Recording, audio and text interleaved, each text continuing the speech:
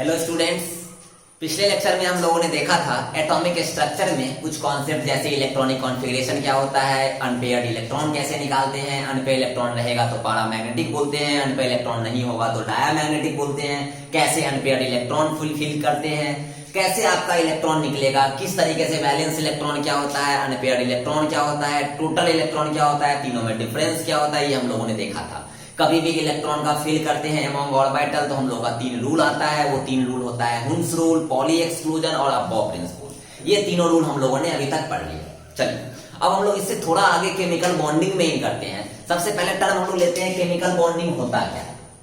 ठीक है, सबसे पहले हम लोग बात करेंगे कि ये केमिकल बॉन्डिंग होता क्या है। सबसे आसान हम बोलेंगे केमिकल बॉन्डिंग मतलब बॉन्ड। बॉन्ड कहने का मतलब बॉन्ड तभी होगा जब 2 या 2 से ज्यादा एटम होगा। अकेला एक एटम कभी भी बॉन्ड नहीं बनाएगा। तो बॉन्ड बनाने की क्यों जरूरत पड़ी, सबसे पहली बात हम लोग ये करेंगे।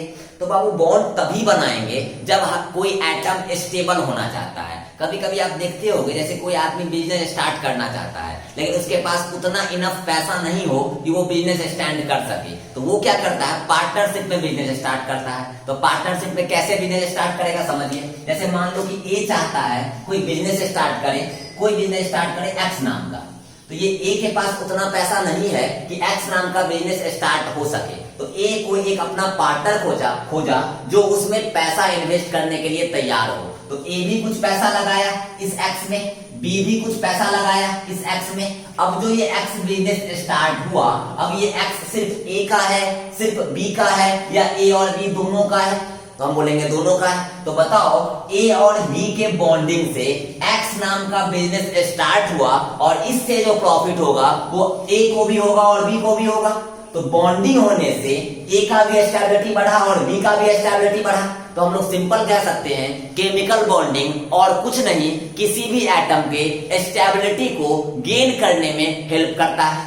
क्लियर। अब ये स्टेबिलिटी होता कैसे है, कभी भी कोई भी एटम के आउटरमोस्ट सेल में अगर 8 इलेक्ट्रॉन आ जाए, अगर 8 इलेक्ट्रॉन आ जाए मतलब ऑक्टेट कंप्लीट कर ले, तो हम बोलेंगे वो एटम मेरा स्टेबल है। तो जैसे मान लो किसी भी एटम के पास अगर 8 से इलेक्ट्रॉन कम होगा तो वो चाहेगा उसके पास कोई इलेक्ट्रॉन देने वाला मिले, और किसी के पास 8 से इलेक्ट्रॉन ज्यादा होगा तो वो चाहेगा इलेक्ट्रॉन हम लोग लूज कर दे।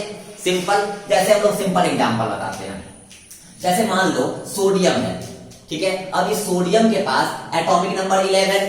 अगर हम लोग यहां बात करेंगे तो ये 1s2, ये 2s2, ये 2p6 और 3s1। अब बताओ आउटरमोस्ट सेल तो ये मेरा थर्ड सेल, और थर्ड सेल में 1 इलेक्ट्रॉन। आउटरमोस्ट सेल यहाँ पर अगर इनर सेल, इसको अगर हम पेनल्टीमेट सेल बोलेंगे। पेनल्टीमेट सेल कहने का मतलब सेकंड लास्ट सेल। तो पेनल्टीमेट सेल मेरा ये हुआ, थर्ड सेल तो मेरा लास्ट सेल हुआ। अब बताओ ये सोडियम अगर 1 इलेक्ट्रॉन लूज कर देता है तो ये मेरा आउटरमोस्ट सेल तब ये बन जाएगा, और ये आउटरमोस्ट सेल में 8 इलेक्ट्रॉन है और ऑक्टेट कंप्लीट है। तो किसी भी एटम का अगर वैलेंस सेल में 8 इलेक्ट्रॉन होगा तो वो एटम स्टेबल होगा by the help of octet rule. तो ऑक्टेट कहता है कि कोई भी एटम स्टेबल तभी होगा जब उसके आउटरमोस्ट सेल में 8 इलेक्ट्रॉन हो। आप बोलोगे सर जिसमें 8 इलेक्ट्रॉन है वो तो ऑलरेडी स्टेबल। हम बोलेंगे बिल्कुल, जैसे जितना भी इनर्ट गैस है एक्सेप्ट हीलियम, सारे के वैलेंस सेल में 8 इलेक्ट्रॉन होगा। इस कारण से सारा इनर्ट गैस मेरा स्टेबल होता है, और स्टेबल होने के कारण इसीलिए वो रिएक्शन में पार्टिसिपेट नहीं करता है। अब आप एक चीज और देखो, तो हम लोग बोलेंगे अगर ये सोडियम को स्टेबल बनाना है तो सोडियम 1 इलेक्ट्रॉन लूज कर देगा, और जैसे ही सोडियम 1 इलेक्ट्रॉन लूज करेगा उसके आउटरमोस्ट सेल में 8 इलेक्ट्रॉन हो जाएगा। अब जैसे आप देखो फ्लोरीन है, फ्लोरीन के पास 1s2, 2s2 और 2p5 हो जाएगा। अब इसके पास आउटरमोस्ट सेल में कितना, 7 इलेक्ट्रॉन। अगर ये फ्लोरीन किसी से 1 इलेक्ट्रॉन ले लेगा तो बताओ इसके पास 8 इलेक्ट्रॉन हो जाएगा। मतलब इस फ्लोरीन को किसी से 1 इलेक्ट्रॉन लेना होगा, सोडियम को किसी को 1 इलेक्ट्रॉन देना होगा। क्यों ये 1 इलेक्ट्रॉन देना चाहता है, क्यों ये 1 इलेक्ट्रॉन लेना चाहता है? मेरा मोटो है ऑक्टेट कंप्लीट करना, मेरा मोटो है आउटरमोस्ट सेल में 8 इलेक्ट्रॉन पूरा करना। अगर ज्यादा है तो इलेक्ट्रॉन लूज करना, और अगर कम है तो इलेक्ट्रॉन गेन करना। बताओ यार, यहाँ पर 1 इलेक्ट्रॉन ज्यादा था, लूज कर दिए, मेरा बन गया आउटरमोस्ट सेल में 8 इलेक्ट्रॉन। कितना इलेक्ट्रॉन लूज करेगा? 1। जैसे ही लूज करेंगे 1 इलेक्ट्रॉन तब ये Na नहीं Na प्लस हो गया। अब बताओ फ्लोरीन के ऑटरमोस्ट शेल में 7 इलेक्ट्रॉन ही है, उसको चाहिए 1 इलेक्ट्रॉन, तो इसका 8 इलेक्ट्रॉन पूरा हो जाएगा। तो 1 इलेक्ट्रॉन इसको चाहिए, 1 इलेक्ट्रॉन इसको गेन करना होगा। जैसे ही गेन करेगा तो ये F कन्वर्ट हो जाएगा F माइनस में। तो अगर कोई भी एटम ऑक्टेट कंप्लीट करना चाहता है तो सिंपल समझो, या तो वो इलेक्ट्रॉन का लूज करेगा, या तो वो इलेक्ट्रॉन का गेन करेगा, या तो इलेक्ट्रॉन का शेयरिंग करेगा।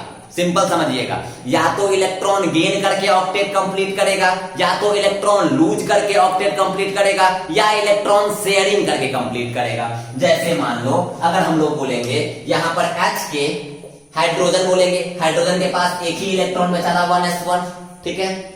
अगर हम लोग फ्लोरीन की बात करें तो इसका हो जाएगा 1s2, 2s2 और 2p5। ऑटरमोस्ट शेल में इस बेचारे के पास कितना इलेक्ट्रॉन, आप बोलोगे सर 7। हाइड्रोजन के बेचारे के पास ऑटरमोस्ट शेल बोलो, फर्स्ट शेल बोलो, लास्ट शेल बोलो, जो है उसके पास एक ही इलेक्ट्रॉन है। अब बताओ हाइड्रोजन भी अपना इनर्ट गैस कंप्लीट करना चाहेगा, हाइड्रोजन भी इनर्ट गैस वाला कॉन्फ़िगरेशन अचीव करना चाहेगा। मतलब हाइड्रोजन का बगल वाला इनर्ट गैस कौन, तो आप बोलोगे सर हीलियम। हीलियम के पास टोटल इलेक्ट्रॉन 2, हाइड्रोजन के पास 1। तो बताओ ये हाइड्रोजन हीलियम कब बनेगा, जब हाइड्रोजन को कोई 1 इलेक्ट्रॉन देने वाला मिल जाए। अरे बोलिए, अब बताओ इस फ्लोरीन के पास भी ऑटरमोस्ट शेल में कितना इलेक्ट्रॉन, 7 इलेक्ट्रॉन, इसको भी 1 इलेक्ट्रॉन की डेफिशिएंसी है, ये भी 1 इलेक्ट्रॉन खोज रहा है। तो अब क्या हो रहा है, इस केस में हाइड्रोजन बोला और फ्लोरीन बोला कि दोनों में 1-1 इलेक्ट्रॉन की कमी है। ना ही हाइड्रोजन 1 इलेक्ट्रॉन दे सकता है, ना ही फ्लोरीन दे सकता है। तो हाइड्रोजन और फ्लोरीन दोनों मिलके दोनों इलेक्ट्रॉन का शेयरिंग करके अब वो इलेक्ट्रॉन हाइड्रोजन का भी हो गया और फ्लोरीन का भी हो गया। मतलब यहाँ पे अगर हम लिखना चाहे तो हम लोग सिंपल लिख सकते हैं कि हाइड्रोजन के पास 1 इलेक्ट्रॉन ऑटरमोस्ट शेल में, फ्लोरीन के पास कितना इलेक्ट्रॉन, तो आप बोलोगे सर 7 इलेक्ट्रॉन ऑटरमोस्ट शेल में। अब बताओ अगर ये इलेक्ट्रॉन का शेयरिंग हो जाए, अब ये इलेक्ट्रॉन फ्लोरीन का भी है और ये इलेक्ट्रॉन हाइड्रोजन का भी है। मतलब हाइड्रोजन के पास अब टोटल इलेक्ट्रॉन 2, फ्लोरीन के पास 2, 2 4 2 6, ये तो है ही, एक साथ था ही। और ये इलेक्ट्रॉन जब शेयर कर लिया तो अब इलेक्ट्रॉन हो गया 8, यानी फ्लोरीन का भी काम बन गया और हाइड्रोजन का भी काम बन गया। अरे बोलिए, तो यहाँ इलेक्ट्रॉन का शेयरिंग करके ऑक्टेट कंप्लीट हुआ, यहाँ पर इलेक्ट्रॉन का लूज करके या इलेक्ट्रॉन का गेन करके ऑक्टेट कंप्लीट हुआ। तो हम लोग का मेन मोटो है बॉन्डिंग बनाना। बॉन्डिंग क्यों बनाना, क्योंकि स्टेबिलिटी गेन करना। स्टेबिलिटी कैसे गेन होगा, तो ऑक्टेट कंप्लीट करके। ऑक्टेट कंप्लीट कैसे होगा, तो हम बोलेंगे 2 तरीका, या तो इलेक्ट्रॉन का लूज करो, या तो इलेक्ट्रॉन को गेन करो, या इलेक्ट्रॉन का शेयरिंग करो। वहीं पर आपका टाइप्स ऑफ बॉन्ड क्रिएट होगा, कौन कौन सा बॉन्ड कब होगा ये समझिएगा। तो सबसे पहले हम लोग बात किए केमिकल बॉन्डिंग क्या होता है। बॉन्डिंग मेरा मेन मोटो होता है किसी भी एटम को स्टेबल करना। एटम स्टेबल तब होगा जब एटम के ऑटरमोस्ट शेल में 8 इलेक्ट्रॉन होगा। एटम के ऑटरमोस्ट शेल में हमेशा 8 इलेक्ट्रॉन नहीं होगा, कभी ज्यादा होगा कभी कम होगा। अगर ज्यादा होगा तो इलेक्ट्रॉन लूज करेगा, अगर कम होगा तो इलेक्ट्रॉन गेन करेगा, या कभी इलेक्ट्रॉन का शेयरिंग करेगा। ये सारा हम लोग अलग अलग देखेंगे। यहीं पर बॉन्ड हम लोग सुनते हैं कोवैलेंट बॉन्ड और आयनिक बॉन्ड। तो हम लोग अब बात करते हैं टाइप्स ऑफ बॉन्ड की। तो सबसे पहले मोटो आपको क्लियर हुआ कि हर एक एटम ऑक्टेट कंप्लीट करना चाहता है। ऑक्टेट कंप्लीट करने का मतलब है कि उसके ऑटरमोस्ट शेल में 8 इलेक्ट्रॉन होना चाहिए। 8 इलेक्ट्रॉन होने का मतलब है कि उसके पास या तो 8 से कम होगा, 2 ही पॉसिबिलिटी है। अगर 8 है तो कोई दिक्कत ही नहीं। अगर 8 से या तो ज्यादा होगा या 8 से कम होगा। अगर 8 से ज्यादा है तो वो इलेक्ट्रॉन लूज करेगा, जैसा कि यहाँ 8 से ज्यादा था, इलेक्ट्रॉन लूज कर दिया। या तो 8 से कम होगा, जैसा कि यहाँ 7 था, तो 1 इलेक्ट्रॉन गेन कर लिया। तो इलेक्ट्रॉन लूज करके या इलेक्ट्रॉन गेन करके या इलेक्ट्रॉन का शेयरिंग करके ऑक्टेट कंप्लीट करेगा और यही मेरा बॉन्ड बनाता है। और यहीं पर बॉन्ड जो होता है 2 टाइप्स का बॉन्ड होता है, एक आयनिक बॉन्ड, एक कोवैलेंट बॉन्ड। आगे और भी बहुत सारे टाइप्स कोऑर्डिनेट बॉन्ड पढ़ोगे, कोऑर्डिनेट बॉन्ड को डेटिव बॉन्ड बोलते हैं, ये सब कॉन्सेप्ट भी देखोगे। तो पहले हम लोग जानते हैं अब कोवैलेंट बॉन्ड के बारे में कि कोवैलेंट बॉन्ड क्या होता है। तो सबसे पहले अगर आप समझोगे कोवैलेंट बॉन्ड के बारे में, तो कोवैलेंट बॉन्ड एक तरह से 2 एटम के बीच में इलेक्ट्रॉन का शेयरिंग करने के बाद जो बॉन्ड बनेगा, 2 एटम के बीच में इलेक्ट्रॉन के शेयरिंग करने के बाद जो बॉन्ड बनेगा, this bond is known as covalent bond. और अगर इलेक्ट्रॉन का लूज या गेन करके और उसके बाद जो बॉन्ड बनेगा वो बॉन्ड कहलाएगा आयनिक बॉन्ड। अरे यार, जैसे ही इलेक्ट्रॉन लूज किया, इलेक्ट्रॉन गेन किया, दोनों पे चार्ज आ गया। जैसे ही चार्ज आया मतलब आयनिक स्पेसीज बना, आयनिक स्पेसीज बना तो आयनिक बॉन्ड बनेगा। जैसे ही यहाँ इलेक्ट्रॉन का शेयरिंग हुआ तो कौन सा बॉन्ड, हम बोलेंगे कोवैलेंट बॉन्ड। जहां शेयरिंग वहां कोवैलेंट, जहां इलेक्ट्रॉन का ट्रांसफर वहां आयनिक। इलेक्ट्रॉन ट्रांसफर कहने का मतलब या तो इलेक्ट्रॉन लूज या तो इलेक्ट्रॉन गेन। अगर इलेक्ट्रॉन लूज या गेन करेगा तो चार्ज आना ही है, लूज करेगा तो पॉजिटिव और गेन करेगा तो निगेटिव। और जैसे ही चार्ज आएगा तो दोनों के बीच में जो बॉन्ड बनेगा वो कौन सा बॉन्ड, आप बोलोगे आयनिक। जैसे ही इलेक्ट्रॉन का शेयरिंग करेगा तब कौन सा बॉन्ड, आप बोलोगे कोवैलेंट। तो हम लोग अब बात करते हैं कोवैलेंट बॉन्ड की। तो बॉन्डिंग करने की क्यों जरूरत पड़ी, हम बोलेंगे यार हर एक एटम स्टेबल होना चाहता है, स्टेबल होने के लिए क्या करना पड़ेगा, हम बोलेंगे स्टेबल होने के लिए यार ऑक्टेट कंप्लीट करना पड़ेगा। ऑक्टेट कहने का मतलब क्या होता है कि हर एक एटम अपने ऑटरमोस्ट सेल में 8 इलेक्ट्रॉन बनाना चाहता है। जैसा कि यहाँ ये मेरा ऑटरमोस्ट सेल है, 8 इलेक्ट्रॉन से ज्यादा हो गया, ये 1 इलेक्ट्रॉन लूज कर दिया। जैसा कि यहाँ ऑटरमोस्ट सेल में 7 इलेक्ट्रॉन है, यहाँ पर 1 इलेक्ट्रॉन कम है तो 1 इलेक्ट्रॉन गेन कर लिया। तो ये 1 इलेक्ट्रॉन लूज करके ये 1 इलेक्ट्रॉन गेन करके दोनों मेरा ऑटरमोस्ट सेल में 8 इलेक्ट्रॉन कंप्लीट कर लिया, मतलब ऑक्टेट कंप्लीट हो गया। और ऑक्टेट अगर कंप्लीट हो गया तो स्टेबिलिटी मेरा गेन हो गया। यहाँ पर इलेक्ट्रॉन का ट्रांसफर नहीं हुआ, यहाँ क्या हुआ, इलेक्ट्रॉन का शेयरिंग हुआ। तो हम लोग दो टाइप्स का हम लोग देखें ऑक्टेट कंप्लीट करने का तरीका। एक होता है इलेक्ट्रॉन का ट्रांसफर और एक होता है इलेक्ट्रॉन का शेयरिंग। इलेक्ट्रॉन का ट्रांसफर होगा तो चार्ज आएगा, आयन आएगा और तब आयनिक बॉन्ड बनेगा। और इलेक्ट्रॉन का शेयरिंग होगा तो कोवैलेंट बॉन्ड होगा। तो पहले हम लोग जानते हैं कोवैलेंट बॉन्ड के बारे में।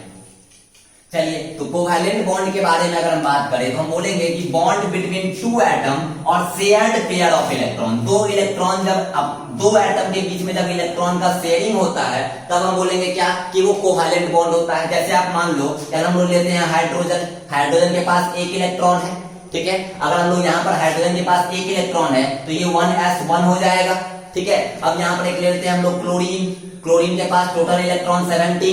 अब यहाँ पर आप कॉन्फ़िगरेशन देखो 1s2 2s2 2p6 3s2 और 3p5। ऑटरमोस्ट सेल मेरा थर्ड से, इसमें इलेक्ट्रॉन है 7, इसको चाहिए 1 इलेक्ट्रॉन। इस हाइड्रोजन के पास भी 1 इलेक्ट्रॉन है 1, इसको भी चाहिए 1 इलेक्ट्रॉन। दोनों के पास 1-1 इलेक्ट्रॉन की कमी है, दोनों मेरा 1-1 इलेक्ट्रॉन लेना चाहेगा, लेकिन यहाँ पर इलेक्ट्रॉन का ट्रांसफर पॉसिबल नहीं है। क्यों नहीं है आप सुनिए, क्योंकि इसके पास ज्यादा होता तब ना ये इसको दे देता। ये बेचारा तो पहले से खुद गरीब, इसको खुद 1 इलेक्ट्रॉन चाहिए और इस बेचारे को भी खुद 1 इलेक्ट्रॉन चाहिए। अरे बोलो, तो दोनों को 1-1 इलेक्ट्रॉन चाहिए। तो बोल रहा है कि भाई दोनों एक ऐसा काम करते हैं कि दोनों आपस में शेयरिंग कर लेते हैं कि जब तुमको जरूरत पड़े तो तुम अपना स्टेबल हो जाओ और जब हमको जरूरत पड़े तो हम स्टेबल हो जाएंगे। तो दोनों मिलके काम करना शुरू कर दिया। तो यहाँ ऑटरमोस्ट सेल की बात करेंगे तो हाइड्रोजन के पास एक मेरा स्टार लगा देते हैं जो 1 इलेक्ट्रॉन है। और अगर हम लोग क्लोरीन की बात करें तो क्लोरीन के पास टोटल कितना इलेक्ट्रॉन ऑटरमोस्ट सेल में, तो आप बोलोगे 7। तो चलिए यार 1 2 3 2 5 और 2 7 7 इलेक्ट्रॉन हो गया। अब बताओ अगर ये इलेक्ट्रॉन इसके साथ शेयरिंग कर लिया, अब ये इलेक्ट्रॉन इसके साथ शेयरिंग कर लिया तो ये इलेक्ट्रॉन इस क्लोरीन का और ये इलेक्ट्रॉन इस हाइड्रोजन का, कंप्लीटली तो नहीं लेकिन शेयरिंग करने के बाद तो कह सकते हैं जैसे ए और बी मिलके अगर एक्स नाम का कोई कंपनी एस्टैब्लिश किया तो ये एक्स अगर बोले तो ए का भी है, ये कंपनी एक्स जो है वो बी का भी है। तो हम लोग सिंपल कह सकते हैं कि ये एक्स ए का और बी का दोनों का है। सिमिलरली ये इलेक्ट्रॉन एच का और सीएल दोनों का है, ये इलेक्ट्रॉन भी सीएल और एच दोनों का है। मतलब यहाँ पर शेयरिंग हो रहा है किसका, इलेक्ट्रॉन पेयर का। तो हम लोग जो शेयरिंग करके जो बॉन्ड बनेगा एच सिंगल बॉन्ड सीएल, अब जो ये बॉन्ड बना ये बॉन्ड मेरा कौन सा बॉन्ड कहलाया, तो आप बोलोगे क्या, कोवैलेंट बॉन्ड। ठीक है, तो कभी भी अगर हम लोग कोवैलेंट बॉन्ड की बात करेंगे तो एक बात हमेशा याद रखना, शेयरिंग। जब कभी भी किसी भी दो एटम के बीच में इलेक्ट्रॉन का शेयरिंग होगा ऑक्टेट कंप्लीट करने के लिए, then that bond is known as covalent bond. तो कोवैलेंट बॉन्ड आपको समझ में आ रहा होगा। अब कोई भी एटम कितना बॉन्ड बना सकता है वो उसके कोवैलेंसी पे डिपेंड करती है। कोई भी एटम कितना बॉन्ड बना सकता है वो उसके कोवैलेंसी पे डिपेंड करती है। कोवैलेंसी कहने का मतलब कोई भी एटम कितना इलेक्ट्रॉन शेयर कर रहा है, कोई एटम किसी दूसरे एटम के साथ कितना इलेक्ट्रॉन शेयर कर रहा है वो उसका कोवैलेंसी कहलाएगा। अब वो कोवैलेंसी निकालने का भी तरीका होता है, कैसे, तो पहले हम लोग कोवैलेंट बॉन्ड के बारे में जाने। तो अगर हम लोग कोवैलेंट बॉन्ड में बोलेंगे तो आप सिंपल बता सकते हो कि कोवैलेंट बॉन्ड क्या होता है, किसी भी दो एटम के बीच में इलेक्ट्रॉन के शेयरिंग के बाद जो बॉन्ड बनता है वो बॉन्ड क्या कहलाएगा, कोवैलेंट बॉन्ड कहलाएगा। कोवैलेंट बॉन्ड में इलेक्ट्रॉन का कभी भी ट्रांसफर नहीं होता है, मतलब लूज और और गेन इलेक्ट्रॉन कभी नहीं करेगा, मतलब चार्ज कभी भी पॉजिटिव और निगेटिव नहीं आएगा। जैसे ही कभी भी पॉजिटिव और निगेटिव आ जाए, दिमाग में तुरंत रखो, पॉजिटिव निगेटिव आने से आयन आया और आयन से आयनिक बॉन्ड बनता है, और जब कभी भी इलेक्ट्रॉन का शेयरिंग होगा तो वो कोवैलेंट बॉन्ड कहलाएगा। कोवैलेंट बॉन्ड पे और भी हम लोग कॉन्सेप्ट देखते हैं कि कोवैलेंसी क्या होता है, और जब आयनिक बॉन्ड पढ़ेंगे तो वहां हम लोग पढ़ेंगे इलेक्ट्रोवैलेंसी क्या होता है। तो अब हम लोग टॉपिक देखते हैं कोवैलेंसी के बारे में। चलिए अब हम लोग बात करते हैं कोवैलेंसी के बारे में। सबसे पहले कोवैलेंसी क्या होता है वो जानते हैं। कोवैलेंट बॉन्ड क्या होता है वो आपको समझ में आया। किसी भी दो एटम के बीच में उस दोनों एटम का ऑक्टेट कंप्लीट करने के लिए जो इलेक्ट्रॉन का शेयरिंग होता है, और शेयरिंग करने के बाद जो वो दोनों एटम ऑक्टेट कंप्लीट करता है, तो शेयरिंग करने के बाद जो बॉन्ड फॉर्म करता है, that bond is known as covalent bond. अब देखना, कोई भी एटम कितना इलेक्ट्रॉन शेयर करता है दूसरे एटम के साथ, कोई भी एटम किसी दूसरे एटम के साथ कितना इलेक्ट्रॉन शेयर करता है, that electron is known as covalency.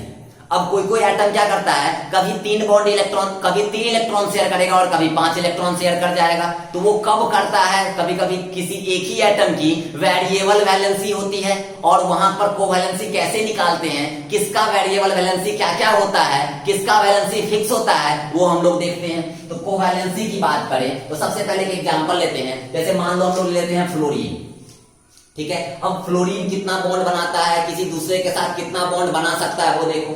तो फ्लोरीन के पास एटॉमिक नंबर 9 है, ठीक है। अब देखो आप इसका अगर हम लोग इलेक्ट्रॉनिक कॉन्फ़िगरेशन लिखेंगे तो क्या लिखेंगे, देखिएगा 1s2 2s2 2p5, ठीक है। अगर इसका हम लोग ऑटर मोस्ट सेल का, हमेशा ध्यान रखना, ऑटर मोस्ट सेल का अगर हम लोग ऑर्बिटल डायग्राम बनाएंगे तो आराम से बना सकते हैं। अब आप ये देखो, ऑटर मोस्ट सेल के सेकंड सेल को हम लोग ऐसे दिखाएंगे, ये बताओ यार, एक ऊपर और एक नीचे, कोई दिक्कत नहीं है। ये सेकंड सेल का एस सब सेल, अगर हम लोग सेकंड सेल के पी सब सेल में 5 इलेक्ट्रॉन दिखाएं तो ये भी आसान है। पी सब सेल में ऑर्बिटल कितना, अब ये हम लोग को बहुत अच्छे से आता है। पी सब सेल में ऑर्बिटल 3 और उसमें इलेक्ट्रॉन कितना रखना है हमको, मैक्सिमम होता है 6, लेकिन यहाँ है कितना, आप बोलोगे सर 5, तो इसी 5 इलेक्ट्रॉन को इस 3 ऑर्बिटल में रखेंगे। चलो यार एक एक इलेक्ट्रॉन पहले सारे ऑर्बिटल में रख देते हैं अकॉर्डिंग टू, आप बोलोगे हुन्स रूल। चलिए फिर वापस वहीं से फिल करना स्टार्ट करो जहां से फिल करना स्टार्ट किए थे, विथ अपोजिट स्पिन। तो ये हो गया 4th इलेक्ट्रॉन, ये हो गया 5th इलेक्ट्रॉन, ये हो गया मेरा 2p।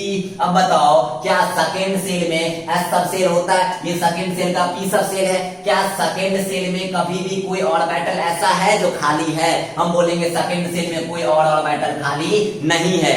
इसका मतलब हुआ कि ये जो इलेक्ट्रॉन है, ये इलेक्ट्रॉन अनपेयर्ड है, ये अनपेयर्ड इलेक्ट्रॉन, ये मेरा सिंगल इलेक्ट्रॉन किसी दूसरे एटम के सिंगल इलेक्ट्रॉन के साथ इलेक्ट्रॉन का शेयरिंग करेगा। अगर हम बोलेंगे यहाँ पर हाइड्रोजन ले लेते हैं, हाइड्रोजन के पास एक ही इलेक्ट्रॉन है, तो यहाँ पर ले लेंगे 1s1, और इसको अगर दिखाएंगे तो ये मेरा ऑर्बिटल, उसमें एक ही इलेक्ट्रॉन। अब बताओ ये जो इसका अनपेयर्ड इलेक्ट्रॉन है, ये जो मेरा सिंगल इलेक्ट्रॉन है, और इसका जो सिंगल इलेक्ट्रॉन है, दोनों के बीच में इलेक्ट्रॉन का शेयरिंग हो जाएगा, और ये दोनों इलेक्ट्रॉन का शेयरिंग करके जो बॉन्ड बनाएगा वो हम लोग कहलाएगा क्या, HF, यानी कि ये बॉन्ड क्या, तो हम बोलेंगे कोवैलेंट बॉन्ड।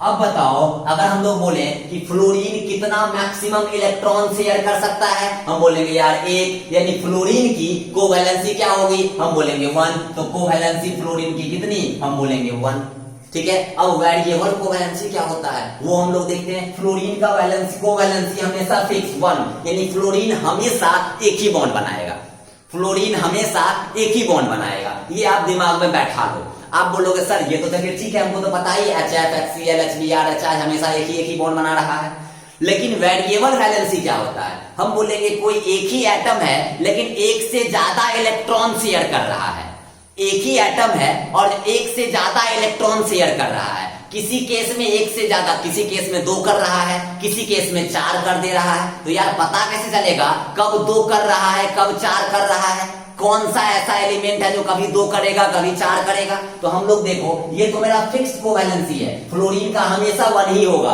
हाइड्रोजन का हमेशा 1 ही होगा। लेकिन अब हम लोग दूसरे केस को देखते हैं जहां पे वेरिएबल वैलेंसी मिलेगा, और वेरिएबल वैलेंसी के वेरिएबल वैलेंसी को कैसे बताएंगे कि इसका यहाँ पर इतना वैलेंसी कोवैलेंसी होगा और इसका इस केस में इतना होगा, वो हम लोग देखते हैं। तो फ्लोरीन में हम लोग देखे कि ऑर्बिटल डायग्राम बना लिए, एक अनपेयर्ड इलेक्ट्रॉन हुआ और ये मेरा शेयर्ड इलेक्ट्रॉन हाइड्रोजन के साथ करेगा और तब जो बॉन्ड बनेगा ये कोवैलेंट बॉन्ड हो जाएगा। ये सिंपल। अब आप इसको और आगे कंटिन्यू करो तो आप एक चीज देख सकते हो। क्या देखोगे तो आप जैसे मान लो यार किसी का वैलेंसी वेरिएबल कैसे होता है वो आप समझो।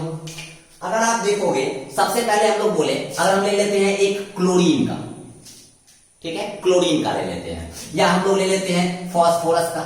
लो यार तुम भी क्या याद रखोगे, फास्फोरस का लेते हैं तो एटॉमिक नंबर कितना, आप बोलोगे सर 15, कोई दिक्कत नहीं है। अगर इसका इलेक्ट्रॉनिक कॉन्फ़िगरेशन लिखोगे इसमें भी कोई परेशानी नहीं, 1s2 2s2 2p6 3s2 3p3, ठीक है। अब ऑटरमोस्ट शेल को देखो तो ऑटरमोस्ट शेल यहां पर है, ये 3 और 2 5 इलेक्ट्रॉन है ना। अब यहां पर आप देखोगे तो ऑटरमोस्ट शेल के डायग्राम को बनाओ, ऑर्बिटल डायग्राम को। चलो यार थर्ड सेल के एस सब सेल में 2 इलेक्ट्रॉन, कोई दिक्कत नहीं। थर्ड सेल के पी सब सेल में इलेक्ट्रॉन कितना, तो 3, ऑर्बिटल कितना 3, मैक्सिमम इलेक्ट्रॉन हो कितना सकता था, तो 6। यार ये तो हम लोग को खूब अच्छे से आता है, एक एक इलेक्ट्रॉन सब में भर दिए। ये मेरा 3s और 3p हो गया।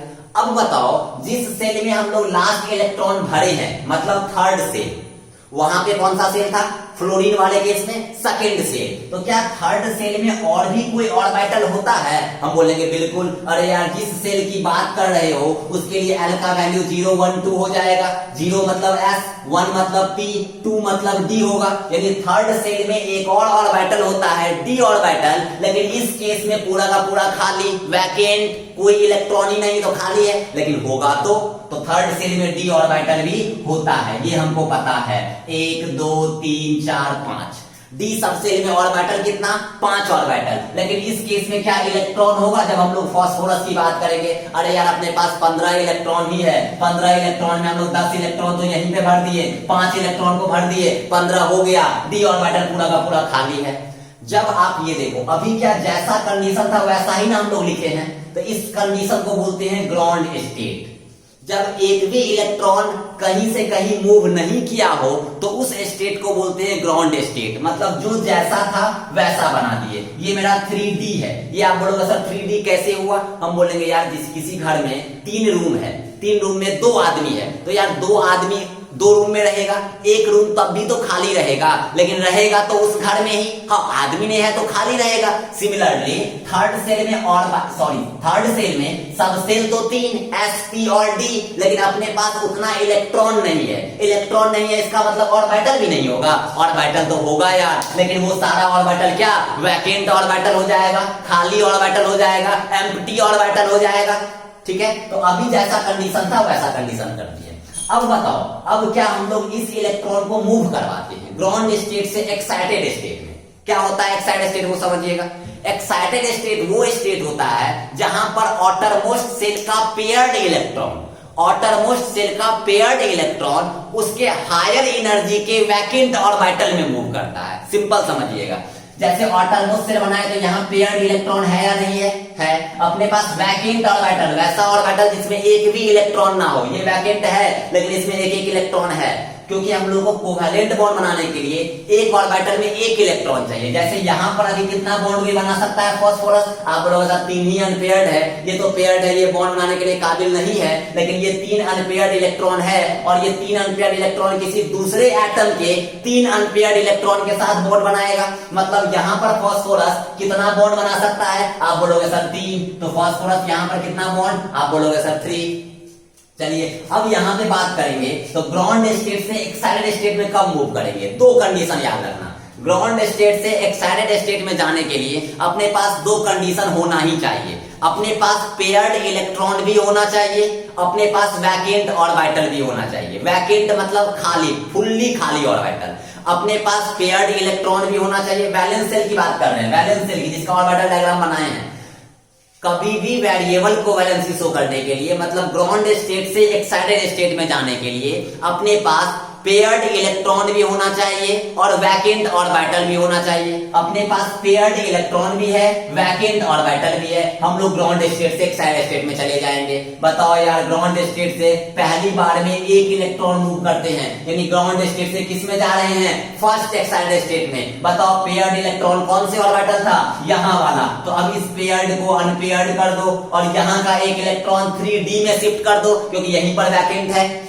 अरे बोलो, तो हम लोग क्या लिख सकते हैं, ये अनपेयर्ड हो गया, ये तीनों तो पहले से ही करीब था, और यहाँ का जो एक इलेक्ट्रॉन है अब चला गया किसमें, तो आप बोलोगे सर डी ऑर्बिटल में, और यहाँ पर एक और हो गया। अब बताओ कितना अनपेयर्ड, 1 2 3 4 5। अब फास्फोरस के फर्स्ट एक्साइटेड स्टेट में 5 अनपेयर्ड इलेक्ट्रॉन है, इसका मतलब फास्फोरस फर्स्ट एक्साइटेड स्टेट के केस में किसी दूसरे 5 अनपेयर्ड इलेक्ट्रॉन के साथ बॉन्ड बना सकता है, मतलब इस केस में फास्फोरस 5 बॉन्ड बनाएगा, लेकिन इस ग्राउंड स्टेट के केस में फास्फोरस मात्र 3 ही बॉन्ड बनाएगा। तो बताओ वैलेंसी वैरी किया या नहीं किया, इस केस में ग्राउंड स्टेट में मात्र 3 बॉन्ड बनाएगा, और इस केस में यहाँ पर 5 बॉन्ड, क्योंकि अनपेयर्ड इलेक्ट्रॉन कितना 5, हर एक अनपेयर्ड इलेक्ट्रॉन किसी दूसरे एटम के अनपेयर्ड इलेक्ट्रॉन के साथ बॉन्ड, मतलब ये एक बॉन्ड, ये दूसरा, ये तीसरा, ये चौथा और ये पांचवा। और ग्राउंड स्टेट में बात करेंगे तो यहाँ पर 3 ही अनपेयर्ड इलेक्ट्रॉन है, और ये अनपेयर्ड इलेक्ट्रॉन किसी दूसरे एटम के अनपेयर्ड इलेक्ट्रॉन के साथ, ये अनपेयर्ड इलेक्ट्रॉन किसी दूसरे एटम के अनपेयर्ड इलेक्ट्रॉन के साथ, सिमिलरली ये अनपेयर्ड इलेक्ट्रॉन किसी दूसरे एटम के अनपेयर्ड इलेक्ट्रॉन के साथ। तो यहाँ पर 3 ही अनपेयर्ड इलेक्ट्रॉन है, इसका मतलब ये किसी दूसरे एटम के 3 ही अनपेयर्ड इलेक्ट्रॉन के साथ बॉन्ड बना सकता है। यहाँ पर 3 बॉन्ड बनेगा और यहाँ पर 5 बॉन्ड बनेगा। अब बताओ क्या फर्स्ट एक्साइटेड स्टेट से सेकंड एक्साइटेड स्टेट जा सकते हैं? हम क्या बोले, एक्साइटेड स्टेट जाने के लिए 2 कंडीशन, अपने पास पेयर्ड इलेक्ट्रॉन भी होना चाहिए, वैकेंट ऑर्बिटल भी होना चाहिए। अपने पास वैकेंट ऑर्बिटल अभी भी 4 खाली, लेकिन क्या पेयर्ड इलेक्ट्रॉन अब है? आप बोलोगे नहीं। तो क्या हम लोग ग्राउंड फर्स्ट एक्साइटेड स्टेट से सेकंड एक्साइटेड स्टेट में जा सकते हैं? आप बोलोगे सर नहीं जा सकते हैं। मतलब फास्फोरस ग्राउंड स्टेट में 3 बॉन्ड बनाता है, फास्फोरस फर्स्ट एक्साइटेड स्टेट में 5 बॉन्ड बनाएगा, फास्फोरस सेकंड एक्साइटेड स्टेट में मूव नहीं करता है due to absence of paired electron, due to absence of paired electron, क्योंकि वैकेंट ऑर्बिटल तो आल्सो अवेलेबल। अरे बोलो, वैकेंट ऑर्बिटल अवेलेबल है लेकिन पेयर्ड इलेक्ट्रॉन अवेलेबल नहीं है। इसका मतलब हो गया कि कभी भी इलेक्ट्रॉन का हम लोग डिस्ट्रीब्यूशन करेंगे तो देख लेंगे कौन से एटम के पास कितना अनपेयर्ड इलेक्ट्रॉन हो रहा है। जितना अनपेयर्ड इलेक्ट्रॉन होगा वो किसी दूसरे एटम के अनपेयर्ड इलेक्ट्रॉन के साथ इलेक्ट्रॉन का शेयरिंग करेगा। तो हम लोग अगर बात करेंगे PCl3 अगर बोल देंगे तो यहाँ पर फास्फोरस कितना बॉन्ड बनाया? आप बोलोगे सर 3। तो PCl3 कौन से स्टेट में फास्फोरस 3 बॉन्ड बनाया? आप तुरंत बोल दोगे सर ग्राउंड स्टेट। और कभी हम आपको बोल देंगे PCl5, तो PCl5 में ये मेरा PCl5 फास्फोरस कितना बॉन्ड बनाया? आप बोलोगे सर 5। तो फास्फोरस 5 बॉन्ड बनाया, लेकिन क्या ग्राउंड स्टेट में? आप बोलोगे नहीं। कौन से स्टेट में? आप बोलोगे सर फर्स्ट एक्साइटेड स्टेट में। तो बोलेंगे PCl3 पॉसिबल है, PCl5 भी पॉसिबल है, लेकिन PCl3 पॉसिबल है कब? जब ग्राउंड स्टेट होगा। PCl5 पॉसिबल है कब? जब फास्फोरस फर्स्ट एक्साइटेड स्टेट में होगा। क्या फास्फोरस सेकंड एक्साइटेड स्टेट में जाएगा? आप बोलोगे सर फर्स्ट से सेकंड में नहीं जाएगा। हम बोलेंगे क्यों नहीं जाएगा? आप बोलोगे सर 2 कंडीशन आप बोले, पेयर्ड इलेक्ट्रॉन होना चाहिए, वैकेंट ऑर्बिटल होना चाहिए। अपने पास वैकेंट ऑर्बिटल अभी भी 4 है, लेकिन अपने पास पेयर्ड इलेक्ट्रॉन अब नहीं बचा। इसका मतलब फर्स्ट से सेकंड में हम लोग मूव नहीं करेंगे। मतलब फास्फोरस 2 ही स्टेट शो करता है, ground state, first excited state. Ground state में 3 बॉन्ड, फर्स्ट एक्साइटेड स्टेट में 5 बॉन्ड। तो PCl3 ग्राउंड स्टेट में, PCl5 फर्स्ट एक्साइटेड स्टेट में पॉसिबल है। क्लियर? और भी क्वेश्चन देखेंगे, आपको कॉन्सेप्ट अब अच्छे से समझ में आएगा।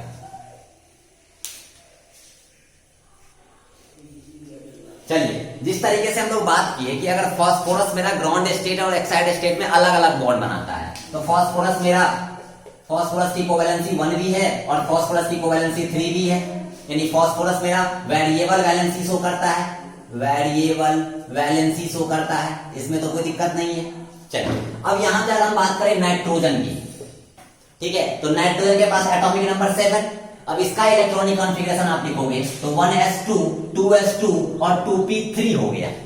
और टर्बोस से मेरा इस बार कौन सा सेल है? Second shell. सेकंड सेल के ऑर्बिटल डायग्राम को अगर हम बनाएंगे तो कैसा बनेगा वो देखो। सेकंड सेल के S सब सेल में 2 इलेक्ट्रॉन, सेकंड सेल के P सब सेल में कितना इलेक्ट्रॉन? आप बोलोगे सर 3 इलेक्ट्रॉन। चलो यार, हुंस रूल के थ्रू भर दिए। ये सेकंड सेल का S, ये सेकंड सेल का P और ये मेरा ग्राउंड स्टेट। ग्राउंड स्टेट में कितना अनपेयर्ड इलेक्ट्रॉन? आप बोलोगे सर 3। मतलब ये नाइट्रोजन ग्राउंड स्टेट में किसी दूसरे एटम के 3 अनपेयर्ड इलेक्ट्रॉन के साथ बॉन्ड बना सकता है। मतलब नाइट्रोजन ग्राउंड स्टेट में 3 बॉन्ड बनाएगा। जिस तरीके से फास्फोरस ग्राउंड स्टेट में 3 बॉन्ड बनाता है, फास्फोरस ग्राउंड स्टेट में 3 बॉन्ड बनाता है और फास्फोरस फर्स्ट एक्साइड स्टेट में 5 बॉन्ड बनाता है। तो यहां पर बात करेंगे तो नाइट्रोजन ग्राउंड स्टेट में भी 3 बॉन्ड बनाता है, यानी कि NCl3 अगर जब बोला जाए इसका मतलब है नाइट्रोजन 3 बॉन्ड बनाया है। और नाइट्रोजन 3 बॉन्ड कब बनाता है? जब नाइट्रोजन ग्राउंड स्टेट में होता है। अब बताओ नाइट्रोजन ग्राउंड स्टेट से फर्स्ट एक्साइड स्टेट में जाएगा या नहीं जाएगा? आप सोचो कि हम क्या बोले थे, ग्राउंड स्टेट से एक्साइटेड स्टेट में मूव करने के लिए आपके पास 2 कंडीशन होना चाहिए, पेयर्ड इलेक्ट्रॉन, वैकेंट ऑर्बिटल। बताओ यार यहाँ सेकंड सेल ना, सेकंड सेल में क्या d सब सेल होगा?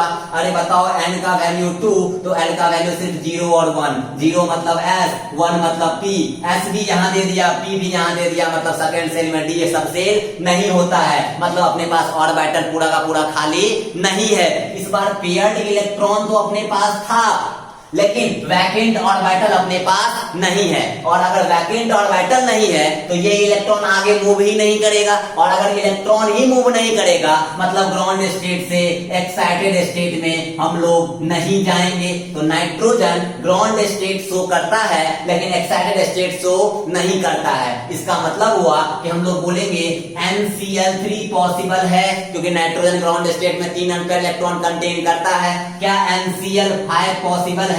आप बोलोगे नहीं पॉसिबल है। हम बोलेंगे क्यों? तो आप बोलोगे सर नाइट्रोजन 5 बॉन्ड बना ही नहीं सकता है। रीजन है कि नाइट्रोजन के पास ग्राउंड स्टेट से फर्स्ट एक्साइटेड स्टेट में जाने के लिए वैकेंट ऑर्बिटल ही नहीं है। तो हम बोलेंगे कि NCl3 will exist but NCl5 does not exist because in the absence of vacant d orbital। Nitrogen के सेकंड सेल में ऑर्बिटल ही वैकेंट नहीं है, जिस कारण से ये पेयर्ड इलेक्ट्रॉन आगे मूव ही नहीं कर पाया। उस कारण से आपका पेयर्ड अनपेयर्ड इलेक्ट्रॉन नहीं बढ़ा, इस कारण से आपका ग्राउंड स्टेट से एक्साइटेड स्टेट में हम लोग मूव नहीं कर पाए। तो हम लोग बोल सकते हैं कि NCl3 पॉसिबल है, PCl3 भी पॉसिबल है, NCl5 पॉसिबल नहीं है, PCl5 पॉसिबल है। PCl3 और PCl5 दोनों पॉसिबल है। रीजन है फास्फोरस में ना ग्राउंड स्टेट और फर्स्ट एक्साइटेड स्टेट दोनों शो करता है, क्योंकि फास्फोरस का ऑटरमोस्ट सेल थर्ड सेल है और थर्ड सेल में वैकेंट डी ऑर्बिटल अवेलेबल होता है। लेकिन यही नाइट्रोजन की बात करेंगे तो नाइट्रोजन ग्राउंड स्टेट में तो 3 बॉन्ड बना रहा है, लेकिन नाइट्रोजन मेरा फर्स्ट एक्साइटेड स्टेट में मूव नहीं करेगा। रीजन है कि नाइट्रोजन का ऑटरमोस्ट सेल सेकंड सेल है, सेकंड सेल में डी सब सेल नहीं होता है, इस कारण से वैकेंट ऑर्बिटल नाइट्रोजन के पास नहीं रहेगा, इस कारण से पेयर्ड इलेक्ट्रॉन आगे मूव नहीं कर सकता है। दैट्स व्हाई नाइट्रोजन के पास वैकेंट ऑर्बिटल नहीं होने के कारण वेरिएबल वैलेंसी शो नहीं करता है। तो हम बोलेंगे फास्फोरस वेरिएबल वैलेंसी शो करता है, कभी 3 कभी 5, 3 कब ग्राउंड स्टेट में, 5 कब फर्स्ट एक्साइटेड स्टेट में, लेकिन नाइट्रोजन मेरा वेरिएबल वैलेंसी शो नहीं करता है। नाइट्रोजन हमेशा एक ही वैलेंसी शो करता है जो कि कितना है, 3 है। किस केस में? ग्राउंड स्टेट में। तो हम बोलेंगे नाइट्रोजन ग्राउंड स्टेट से एक्साइटेड स्टेट में क्यों नहीं जाता है? हम बोलेंगे नाइट्रोजन का ग्राउंड स्टेट से एक्साइटेड स्टेट में नहीं जाने के कारण क्या? तो हम बोलेंगे क्या पेयर्ड इलेक्ट्रॉन, हम बोलेंगे यार पेयर्ड तो है ही, क्या नहीं था? तो हम बोलेंगे वैकेंट ऑर्बिटल नहीं था। 2 ही चीज होना चाहिए ग्राउंड स्टेट से एक्साइटेड स्टेट में जाने के लिए, paired electron, vacant orbital. Paired यहाँ था, वैकेंट यहाँ नहीं था, इस कारण से इलेक्ट्रॉन यहाँ से यहाँ मूव नहीं कर पाया। फास्फोरस वाले केस में पेयर्ड भी था, वैकेंट भी था, इस कारण से मूव कर गया। तो हम बोलेंगे NCl3 पॉसिबल है। ये क्वेश्चन पिछले साल 12th वाले को बिहार बोर्ड ने पूछा था 3 नंबर में, why NCl3 exist but NCl5 does not exist। तो आप सिंपल कह सकते हो in case of nitrogen d orbital is not available, that's why electron of p या electron of second shell of p सब cell will not move further. ठीक है, तो बड़ा आसान आप कह सकते हो कि d orbital does not exist in nitrogen, that's why NCl5 does not exist. तो लेकिन PCl5 एग्जिस्ट हो जाएगा। तो हम बोल सकते हैं नाइट्रोजन और फास्फोरस में वेरिएबल वैलेंसी कौन शो करता है? हम बोलेंगे फास्फोरस, नाइट्रोजन शो नहीं करता है। क्लियर? अगर यहां से हम लोग और आगे बढ़े तो 1-2 और क्वेश्चन देखते हैं। तो अगर हम लोग सिंपल देखेंगे, जैसे बात कर लेते हैं फ्लोरीन का देखे थे, क्लोरीन का देखते हैं। वेरिएबल वैलेंसी आराम से बता सकते हो। क्लोरीन का अगर हम देखें तो क्या क्या होता है वेरिएबल वैलेंसी क्लोरीन का, वो देखो। क्लोरीन के पास टोटल इलेक्ट्रॉन कितना? तो आप बोलोगे सर 17। इलेक्ट्रॉन निकालो, 1s2 2s2 2p6 3s2 3p5। ठीक है, ये मेरा ऑटरमोस्ट सेल कोई दिक्कत नहीं। थर्ड शेल के एस सब शेल में 2 इलेक्ट्रॉन, थर्ड शेल के पी सब शेल में orbital 3 electron 5, according to Hund's 5 electron fill हो गया। ये मेरा थर्ड का एस है, ये मेरा थर्ड का पी है। बता दो यार थर्ड में डी होगा या नहीं होगा? आप बोलोगे सर ऑफ कोर्स होगा। चलो यार थर्ड शेल के डी सब शेल में आ जाओ। डी सब शेल में ऑर्बिटल कितना? हम बोलेंगे यार इलेक्ट्रॉन 10 तो ऑर्बिटल, अरे आप बोलोगे सर 5। चलो पांचों ऑर्बिटल मेरा यहाँ पूरा का पूरा खाली है। चलो ये मेरा हो गया क्या? Ground state. एक भी इलेक्ट्रॉन अभी मूव नहीं किए हैं। अब ग्राउंड स्टेट में आप देखो कितना इलेक्ट्रॉन अनपेयर्ड है, तो सिर्फ यही इलेक्ट्रॉन अनपेयर्ड है। इसका मतलब ये सिर्फ अनपेयर्ड इलेक्ट्रॉन किसी दूसरे एटम के अनपेयर्ड इलेक्ट्रॉन के साथ शेयरिंग करेगा। तो कितना इलेक्ट्रॉन शेयरिंग करेगा? आप बोलोगे 1। इसका मतलब कितना बॉन्ड बनाएगा? आप बोलोगे 1। यानी कि क्लोरीन ग्राउंड स्टेट में एक कोवैलेंसी को रखता है, यानी कि एक ही बॉन्ड बना सकता है। तो जब क्लोरीन ग्राउंड स्टेट में रहेगा तो एक कोवैलेंसी रखता है। चलिए क्या अपने पास पेयर्ड इलेक्ट्रॉन है? आप बोलोगे सर पेयर्ड इलेक्ट्रॉन की कमी नहीं है। हम बोलेंगे क्या अपने पास वैकेंट ऑर्बिटल है? हम बोलेंगे यार 5 ऑर्बिटल खाली है। तो चलो यार कंडीशन जब दोनों है तो आगे मूव करते हैं। लेकिन ग्राउंड स्टेट से एक्साइटेड स्टेट जाएंगे सिर्फ एक इलेक्ट्रॉन को मूव करेंगे। फर्स्ट एक्साइटेड से सेकंड एक्साइटेड स्टेट जाने के लिए सिर्फ एक इलेक्ट्रॉन को मूव करेंगे। यानी कि एक एक्साइटेड स्टेट में एक इलेक्ट्रॉन ही मूव करता है। इलेक्ट्रॉन मूव करने का कारण दो कंडीशन, पेयर्ड इलेक्ट्रॉन होना चाहिए, वैकेंट ऑर्बिटल होना चाहिए। फ्लोरीन वाले केस में पेयर्ड इलेक्ट्रॉन तो था लेकिन सेकंड शेल होने के कारण डी ऑर्बिटल अवेलेबल नहीं था। इस कारण से फ्लोरीन मेरा वेरिएबल वैलेंसी को शो नहीं किया था। यहाँ क्लोरीन में आ जाओ। क्लोरीन के अगर ग्राउंड स्टेट से फर्स्ट में जाएंगे तो इसको आप ऐसे ही छोड़ दो। ये वाला ऑर्बिटल में 3 इलेक्ट्रॉन, ये ऐसे रहने दो और यहाँ का पेयर्ड के एक इलेक्ट्रॉन को आगे बढ़ा दो।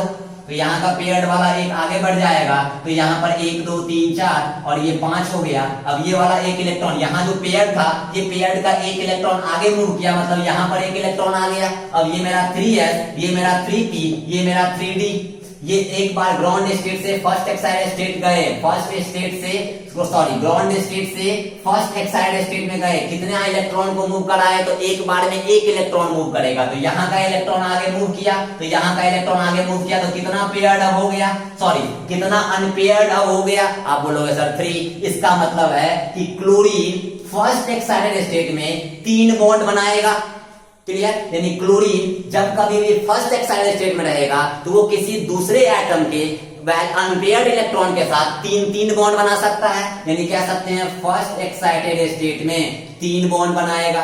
3 वैलेंसी, अब वैलेंसी अलग अलग हो रहा है, वैरी कर रहा है। ग्राउंड स्टेट में 1 था और फर्स्ट एक्साइटेड स्टेट में 3 हो गया। अब बताओ क्या अपने पास अभी भी पेयर्ड इलेक्ट्रॉन है? आप बोलोगे सर अभी भी है, अभी भी है। क्या अपने पास अभी भी वैकेंट ऑर्बिटल है? आप बोलोगे सर अभी भी खाली है, 4 वैकेंट ऑर्बिटल। हम बोले तब देर किस बात की, आगे मूव करते हैं। चलो फर्स्ट एक्साइटेड स्टेट से किस में जाएंगे? आप बोलोगे सर सेकंड एक्साइटेड स्टेट में। बढ़ो आगे, इसको आप एक बार में एक ही, इसीलिए इसको इंतजार करवाओ। और यहाँ का इलेक्ट्रॉन ये मेरा 1 2, तो 1 2 3। अब ये मेरा पेयर्ड अनपेयर्ड और यहाँ का एक इलेक्ट्रॉन आगे मूव कर जाएगा। इसका मतलब यहाँ पर जो डी सबसे 5 ऑर्बिटल था इसमें अब 2 अनपेयर्ड हो गया। ये मेरा हो गया 3s, ये हो गया 3p और ये हो गया 3d। अब बताओ ये सेकंड एक्साइटेड स्टेट में कितना अनपेयर्ड? 1 2 3 4 5। इसका मतलब क्लोरीन का सेकंड एक्साइटेड स्टेट में 5 अनपेयर्ड इलेक्ट्रॉन होने के कारण क्लोरीन किसी दूसरे एटम के साथ 5 बॉन्ड बना सकता है। इसका मतलब हुआ क्लोरीन जब सेकंड एक्साइटेड स्टेट में आएगा तो 5 बॉन्ड बनाएगा। सिंपल। क्या अभी भी अपने पास पेयर्ड इलेक्ट्रॉन है? आप बोलोगे हाँ है। क्या अभी भी अपने पास वैकेंट ऑर्बिटल है? आप बोलोगे हाँ है। तो चलो यार सेकंड एक्साइटेड स्टेट से थर्ड में चलते हैं, कोई दिक्कत नहीं। इसका मतलब हुआ कि यहाँ का 2 इलेक्ट्रॉन अब 1 इलेक्ट्रॉन हो जाएगा। यहाँ का तो पहले से ही अनपेयर्ड पहले से ही सारा था और यहाँ जो मेरा 2 ऑर्बिटल 5 ऑर्बिटल में 1 तो भर दिए थे। अब यहाँ वाला अनपेयर्ड कहाँ? यहाँ पे आ गया। अब बताइए अब सारा का सारा अनपेयर्ड हो गया। अब कितना अनपेयर्ड? 1 3 और 1 4 और 3 7। ये 3s, ये 3p, ये 3d। इसका मतलब क्लोरीन थर्ड एक्साइटेड स्टेट में कितना बॉन्ड बनाएगा? आप बोलोगे सर 7। तो क्लोरीन थर्ड एक्साइटेड स्टेट में कितना बॉन्ड? हम बोलेंगे 7। तो क्लोरीन वेरिएबल वैलेंसी को शो करता है ग्राउंड स्टेट में 1, फर्स्ट एक्साइटेड स्टेट में 3, सेकंड एक्साइटेड स्टेट में 5, थर्ड एक्साइटेड स्टेट में 7। इसका मतलब आप बोलोगे सर आगे क्यों नहीं किया? हम बोलेंगे यार थर्ड एक्साइटेड स्टेट से फोर्थ एक्साइटेड स्टेट में जाने के लिए जो 2 कंडीशन है, क्या क्या? तो एक पेयर्ड इलेक्ट्रॉन होना चाहिए, साथ ही साथ वैकेंट ऑर्बिटल होना चाहिए।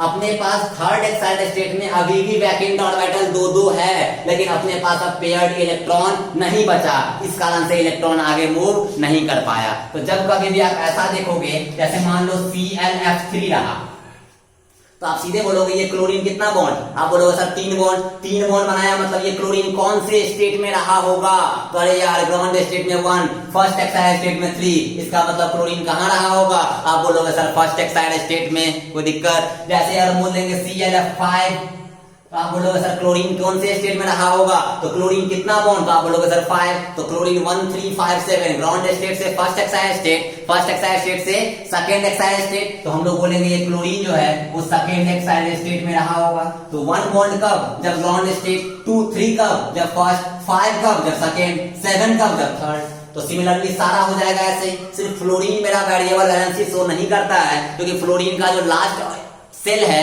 वैलेंस सेल है, वो सेकंड सेल है, और सेकंड सेल में d ऑर्बिटल अवेलेबल नहीं है, इस कारण से वैकेंट ऑर्बिटल नहीं होने के कारण फ्लोरीन मेरा वेरिएबल वैलेंसी को शो नहीं करता है। फ्लोरीन के पास पेयर्ड इलेक्ट्रॉन तो था ही, लेकिन फ्लोरीन के पास वैकेंट ऑर्बिटल नहीं था, जिस कारण से इलेक्ट्रॉन ग्राउंड स्टेट से एक्साइटेड स्टेट में मूव नहीं कर पाया। तो जब कभी भी आपकी बात होगी क्लोरीन के बारे में, तो हम बोलेंगे ग्राउंड स्टेट बनाओ, ग्राउंड स्टेट से एक्साइटेड स्टेट में जाएंगे कब, जब अपने पास पेयर्ड भी रहेगा और वैकेंट भी रहेगा। जब दोनों रहेगा तो एक बार में एक ही इलेक्ट्रॉन को मूव करवाएंगे, अगर उसके बाद भी रहेगा तो फिर हम लोग फर्स्ट को सेकंड करेंगे, फिर रहेगा तो सेकंड को थर्ड करेंगे, फिर रहेगा तो थर्ड से फोर्थ करेंगे। यहाँ थर्ड से फोर्थ नहीं हो पाया, रीजन ये नहीं कि पेयर्ड इलेक्ट्रॉन नहीं था, सॉरी रीजन ये नहीं कि वैकेंट ऑर्बिटल नहीं था, रीजन ये था कि अपने पास पेयर्ड इलेक्ट्रॉन ही नहीं बचा, इस कारण से क्लोरीन फोर्थ एक्साइटेड स्टेट में मूव नहीं कर पाया।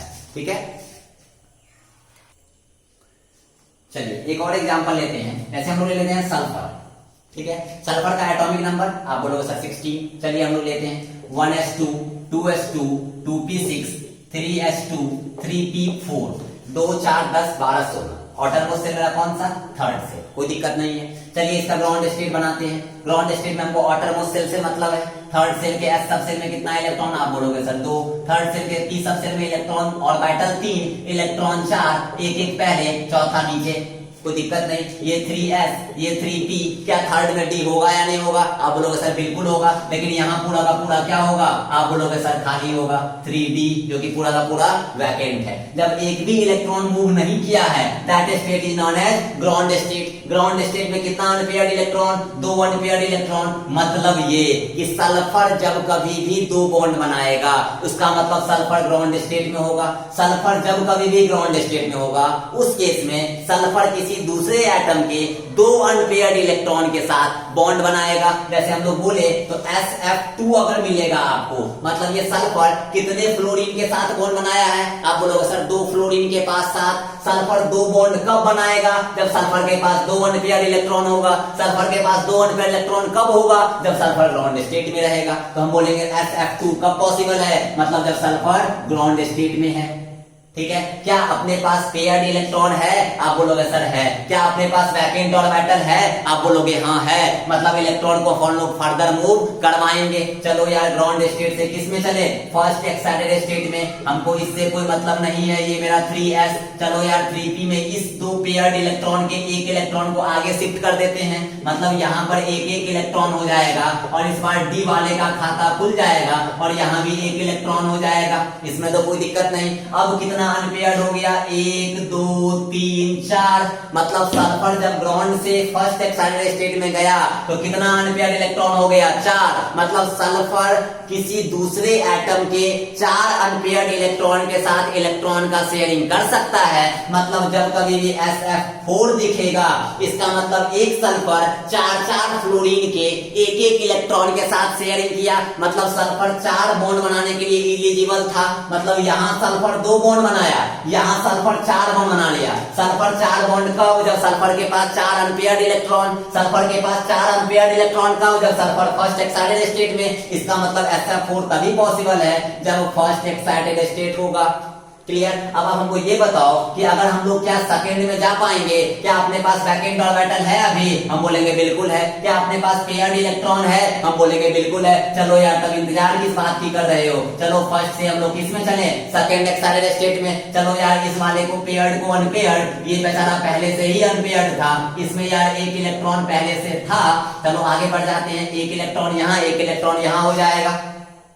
तो बताओ 1 2 3 4 5 6 अनपेयर्ड इलेक्ट्रॉन हो गया। मतलब जब कभी भी sf6 होगा, मतलब सल्फर कितना बॉन्ड 6 बॉन्ड, सल्फर 6 बॉन्ड कब, जब सल्फर के पास 6 अनपेयर्ड इलेक्ट्रॉन, सल्फर के पास 6 अनपेयर्ड इलेक्ट्रॉन कब, जब सल्फर मेरा सेकंड एक्साइटेड स्टेट में होगा। मतलब sf6 पॉसिबल है, लेकिन कब, जब सेकंड एक्साइटेड स्टेट होगा। क्या सल्फर सेकंड से थर्ड में जाएगा, आप बोलोगे सर दो कंडीशन होना चाहिए, पेयर्ड और वैकेंट ऑर्बिटल। क्या अपने पास वैकेंट ऑर्बिटल है, हम बोलेंगे अभी की 3 वैकेंट ऑर्बिटल इंतजार कर रहा है। लेकिन क्या अपने पास पेयर्ड इलेक्ट्रॉन बचा, आप बोलोगे सर नहीं बचा। इसका मतलब इलेक्ट्रॉन फर्दर मूव नहीं हो पाएगा। इसका मतलब सल्फर सेकेंड एक्साइटेड स्टेट से थर्ड में मूव नहीं करेगा। मतलब सल्फर आपका 3 वैलेंसी शो करता है, 2 4 और 6। सल्फर 2 तब करेगा जब सल्फर ग्राउंड स्टेट में होगा, सल्फर 4 तब करेगा जब फर्स्ट एक्साइटेड स्टेट में होगा, सल्फर 6 तभी करेगा जब थर्ड एक्साइटेड स्टेट में करेगा। ये आपको समझ में आया होगा। तो आप बस 2 कंडीशन याद रखना,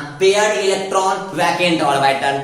जैसे फ्लोरीन, फ्लोरीन मेरा वेरिएबल शो नहीं करता है। क्यों नहीं करता है, क्योंकि फ्लोरीन का जो ऑटरमोस्ट सेल है वो मेरा सेकंड सेल है, और सेकंड में डी सब सेल होता ही नहीं है, मतलब उसमें ऑर्बिटल ही खाली नहीं। मतलब फ्लोरीन भी वेरिएबल नहीं, ऑक्सीजन भी वेरिएबल नहीं, नाइट्रोजन भी वेरिएबल नहीं, कार्बन भी वेरिएबल नहीं। कार्बन वेरिएबल हो जाएगा लेकिन नाइट्रोजन वेरिएबल शो नहीं करेगा। वो आपको अब समझ में आया होगा। नाइट्रोजन वाले में आप देखोगे तो यार ऑटरमोस्ट सेल जो मेरा सेकंड सेल होता है उसमें सारा ऑर्बिटल फुलफिल होता है। पेयर्ड इलेक्ट्रॉन तो होता है लेकिन वैकेंट ऑर्बिटल नहीं होगा, जैसा कि नाइट्रोजन में हम लोग देखे थे। ठीक है, तो हम लोग 1-2 क्वेश्चन देख लेते हैं इसमें। चलिए इस क्वेश्चन को देखते हैं। क्वेश्चन आपका कोवैलेंसी, वेरिएबल कोवैलेंसी पे बेस्ड है, वेरिएबल वैलेंसी पे बेस्ड है। क्वेश्चन कह रहा है in which of the following IF7 will occurs. ठीक है, IF7 किस में से पॉसिबल होगा, कौन से स्टेट में। पहला बोला ground state, first excited state, second excited state, third excited state. तो आप बोलो जितना भी हैलोजन है वो मेरा 4 वैलेंसी शो करता है, 1 3 5 7, एक्सेप्ट कौन, तो फ्लोरीन, क्योंकि फ्लोरीन आपका वेरिएबल वैलेंसी शो ही नहीं करेगा क्योंकि फ्लोरीन के पास वैकेंट ऑर्बिटल ही नहीं होता है। क्लियर। तो आप बोलो आयोडीन मेरा 7 बॉन्ड बनाया, आयोडीन 1 भी शो करता है, 3 भी शो करता है, 5 भी शो करता है, 7 भी शो करता है। ये हम आपको क्लोरीन का एग्जांपल लेके बताए थे। तो बताओ 1 कब शो करेगा, जब ग्राउंड स्टेट होगा, 3 कब शो करेगा, जब फर्स्ट एक्साइटेड स्टेट होगा, 5 कब शो करेगा, जब सेकंड एक्साइटेड स्टेट होगा, और 7 कब शो करेगा, जब थर्ड एक्साइटेड स्टेट होगा। 7 कहने का मतलब वो हैलोजन 7 बॉन्ड बनाया हो, यहाँ IF7 एक आयोडीन 7 फ्लोरीन के साथ बॉन्ड बनाया है, मतलब आयोडीन के पास 7 कोवैलेंसी रहा होगा। और आयोडीन का 7 कोवैलेंसी तभी पॉसिबल है जब आयोडीन अपना थर्ड एक्साइटेड स्टेट में होगा। अगर बोलता IF5 तो हम बोलते सेकंड एक्साइटेड स्टेट, अगर बोलते IF3 तो हम बोलते फर्स्ट एक्साइटेड स्टेट। क्लियर। तो बताओ IF7 मतलब कितना बॉन्ड, 7 बॉन्ड। 7 बॉन्ड कब, जब third excited state. The answer is D. Next आ जाइए। नेक्स्ट कह रहा है in which of the following will not show variable valency. ऐसा कौन सा ऑप्शन है जो वेरिएबल वैलेंसी को शो नहीं करता है, बताओ यार। ऑक्सीजन, ऑक्सीजन का अगर इलेक्ट्रॉनिक कॉन्फ़िगरेशन ले लेंगे तो 1 लिखेंगे, 1s2 2s2 2p4। ऑटोनोमस सेल में second shell 2 electron, second shell के p सब सेल में 4 इलेक्ट्रॉन कर दिए। क्या सेकंड का s, सेकंड का p, सेकंड में d होगा, आप बोलोगे सर सेकंड में d पॉसिबल ही नहीं है। तो बताओ अपने पास पेयर्ड इलेक्ट्रॉन है या नहीं है, हम बोलेंगे बिल्कुल है। लेकिन क्या वैकेंट ऑर्बिटल है, हम बोलेंगे नहीं है। इसका मतलब ऑक्सीजन हमेशा 2 ही बॉन्ड बनाएगा, और वो कब, ग्राउंड स्टेट में। ऑक्सीजन एक्साइटेड स्टेट में नहीं जा सकता है due to absence of vacant orbital, क्योंकि ऑक्सीजन के पास वैकेंट ऑर्बिटल ही नहीं होता है। इस कारण से वेरिएबल वैलेंसी शो नहीं करेगा। तो ऑप्शन ए हो गया मेरा करेक्ट, क्योंकि पूछ रहा है will not show variable valency, यही मेरा वेरिएबल केवल वैलेंसी शो नहीं कर रहा है। क्लोरीन में अभी अभी हम लोग पढ़े थे 1v 3v 5v 7v, sulphur में पढ़े थे 2v 4v 6v, फास्फोरस में पढ़े थे 3 और 5। 3 कब ग्राउंड स्टेट, 5 कब फर्स्ट एक्साइटेड स्टेट, 2 कब ग्राउंड स्टेट, 4 कब फर्स्ट एक्साइटेड स्टेट, 6 कब सेकंड एक्साइटेड स्टेट, और क्लोरीन में 1 3 5 7 ये तो लिखा ही हुआ है। तो आप लोग अच्छे से कोवैलेंसी समझ में आया होगा। नेक्स्ट लेक्चर में इस पे और कुछ क्वेश्चन करेंगे और इन करेंगे हम लोग आयनिक बॉन्ड में। चलिए, थैंक यू।